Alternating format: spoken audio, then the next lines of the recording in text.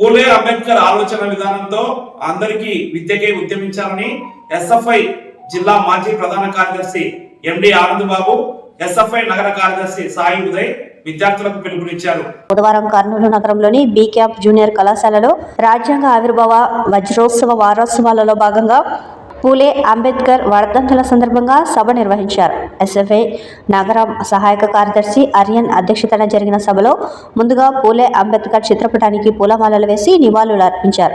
సభను ఉద్దేశించి ఆనంద్ బాబు, సాయి ఉదయ్ మాట్లాడుతూ సమాజంలో పుట్టిన ప్రతి మనిషి చనిపోతాడని, చనిపోయిన తర్వాత కూడా ఆ వ్యక్తుల ఆశయాలకు పునరంకితమై సమాజం పనిచేస్తుందని అంటేనే ఆ వ్యక్తులే మహాశక్తులుగా, మహనీయులుగా కొనియాడబడతారని అన్నారు. 132 సంవత్సరాల క్రితం చనిపోయిన మహాత్మా పూలే శూద్రుల సామాజిక అభివృద్ధి కోసం, అంటరానితనం నిర్మూలన కోసం, బాలికా విద్య కోసం పరితపించి తన జీవిత చివరంకం వరకు కృషి చేసిన మహనీయుడని అన్నారు. పూలే చనిపోయిన సంవత్సరానికి పుట్టిన డాక్టర్ బాబాసాహెబ్ అంబేద్కర్ పూలే తనకు గురువుగా ప్రకటించుకున్నారని అన్నారు.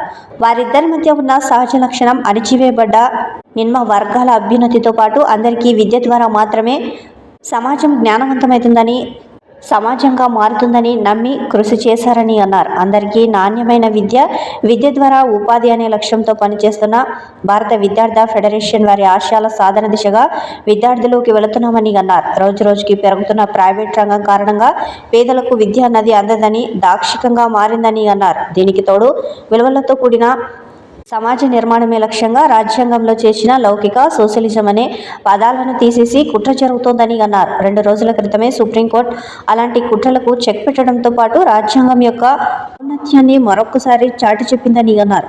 నాణ్యమైన ఉపాధినిచ్చే విద్య కోసం ఎస్ఎఫ్ఐగా నిర్వహించే ఉద్యమాల్లో పూలే అంబేద్కర్ స్ఫూర్తితో విద్యార్థులంతా భాగస్వామ్యం కావాలని వారు పిలుపునిచ్చారు. కార్యక్రమంలో ఎస్ఎఫ్ఐ కాలేజీ కార్యదర్శి మధు మూర్తి, కళాశాల ప్రిన్సిపల్ షీలా, అధ్యాపకులు, విద్యార్థులు తదితరులు పాల్గొన్నారు.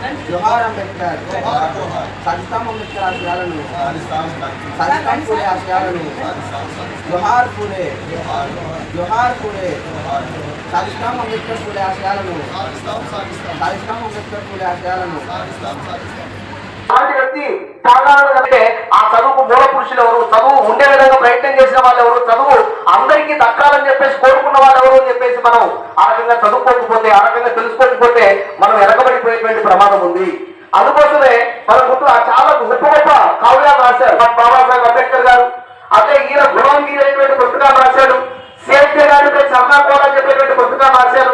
134 సంవత్సరాలు చనిపోయిన మనిషి గురించి మనం మాట్లాడుకుంటున్నాం.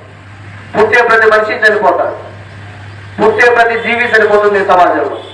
కానీ 134 సంవత్సరాల క్రితం చనిపోయినటువంటి ఒక మనిషి గురించి ఈ సమాజం ఏదో మన కర్నూలులో ఉండేటువంటి బీటీ కాలేజీలో కాదు, యావత్ భారతదేశం మొత్తం మాట్లాడుకుంటూ ఉంటారు.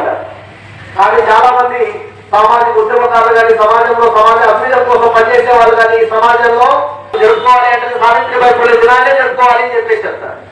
ఎందుకు సావిత్రిబాయి పూలే దినాన్ని జరుపుకోవాలి, ఎందుకు ఆయన దినాన్ని ఒప్పని చెప్పేసి కొద్దిమంది వ్యక్తులు ఆ రకంగా అంటున్నారు. అలాగే మహిళలు ఈ సమాజంలో కేవలం వంటింటికే పరిమితం కావాలి. వారి